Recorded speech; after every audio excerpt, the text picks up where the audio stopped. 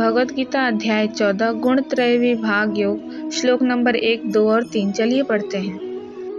श्लोक नंबर 1। परम भूयः प्रवक्ष्यामि ज्ञानानमानमुत्तमं यज्ज्ञात्वा मुनयः सर्वे पराम सिद्धिमितो गताः। इस श्लोक का अर्थ होगा, श्री भगवान बोले, ज्ञानों में भी अति उत्तम उस परम ज्ञान को मैं फिर कहूँगा जिसको जानकर सब मुनिजन इस संसार से मुक्त होकर परम सिद्धि को प्राप्त हो गए हैं। श्लोक नंबर 2। इदं ज्ञानम अनुपम आश्रित्य मम साधर्मर्यमागताः सर्गे अपि नोपजायन्ते प्रलये न व्यथन्ति च। इस श्लोक का अर्थ होगा, इस ज्ञान को आश्रय करके अर्थात धारण करके मेरे स्वरूप को प्राप्त हुए पुरुष सृष्टि की आदि में पुनः उत्पन्न नहीं होते और प्रलय काल में भी व्याकुल नहीं होते। श्लोक नंबर 3। मम योनिर्महद्ब्रह्म तस्मिन् गर्भं दधाम्यहं संभवः सर्वभूतानां ततो भवति भारत। इस श्लोक का अर्थ होगा, हे अर्जुन, मेरी महत ब्रह्म रूप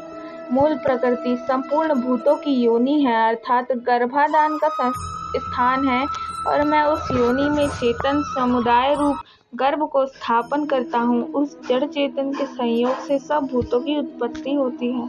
तीनों श्लोकों की व्याख्या होगी।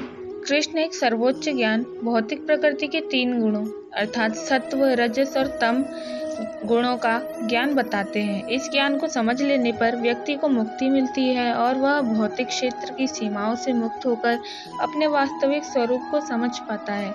श्री कृष्ण आगे इस बात पर जोर देते हैं कि यह ज्ञान उनके साथ मिलन और एक परलौकिक अवस्था की अनुमति देता है जो सृजन और विनाश के चक्रों से अनासक्त है।